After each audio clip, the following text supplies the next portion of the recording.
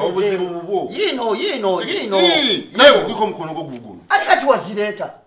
Wazileta wangama sani ogenda kuleta sente zonna zimaleyo. Anti labayo. Zali milioni 3 kitundu.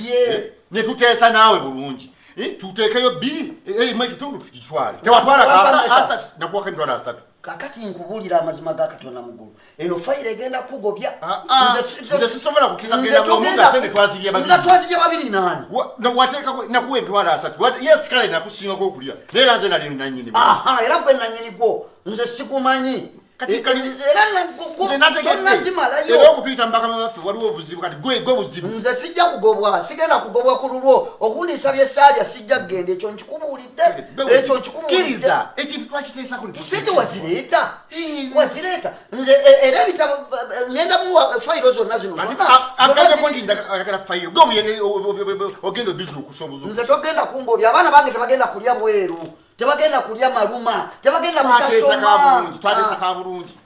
Kati ogende kubira alasa tuyita mu office. Nkubulidde amazima era bwe batuyise nemmanya nti obuzibu buzze naye nze ngenda kuwaayo. Tobeerako na mizi. Bangobe. Direct ebyo bibugamba. Twatesa nitukyesa nkiggwa. Ekyo nkubuulira. Oba ogenda. Oba omusajja mukulu obutasirikako. Bob. Oba bakugoba weka. Najja nzekka ogenda weka. Ekyo tugenda. Siyina gyendaga. Nze mulindwa sigenda weka. Siyina gyendaga. Era sente nazireza kira yange. Wazireta. Bob, wazireta okakasa. Tezazigaba na febi. Sako kwetwala satu. Mufayiro muno mwezi. Olaba zagwayo. Jetegereze. Niko otesa n'omuntu esobola kudiru tesobola kugwa. Egwe kati bagenda kubimanja kati ngenda bijjawo.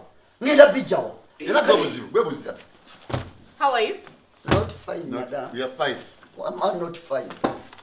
Yes, I called you to my office. Yes, na yo buzibu. Wama madam, file zizino. No. Tetwabyogera ko ne. Yes, madam. Madam, file zizino. Jetuli madam.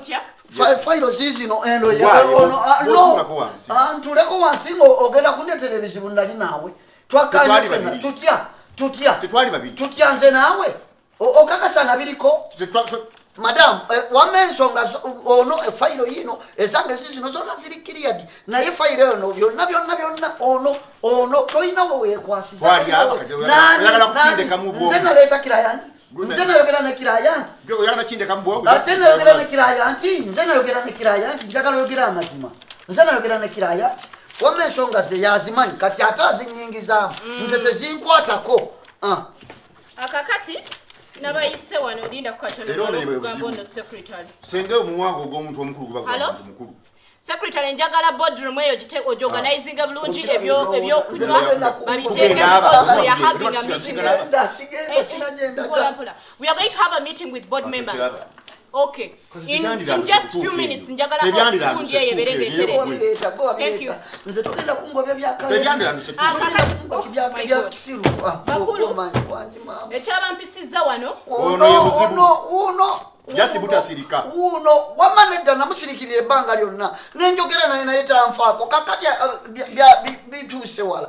So ekyabampisiza ensonga nkulu era twatudde. Naye namunyonyola ko munyonyola nga singa wakkiriza kitwakkiriza. Ate nga twakkiriza twakkiriziganya. Nze naleeta client. Nze naleeta naye ne tukkiriziganya tutambule bwe tutyo.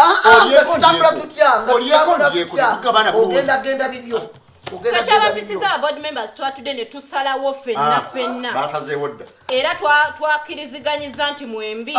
Nedda maama nze sibiriiko. Tugenda oba kusigala babiri. Atisiti. Muganye maama nze sibiriiko wuuno. So mwembi tugenda kubeera nga tubongeza emisaala within this month. Era ndowooza Kamalo kiteekayo wano mu finance office such that it can be cleared. Mama, webale nyabo, webale.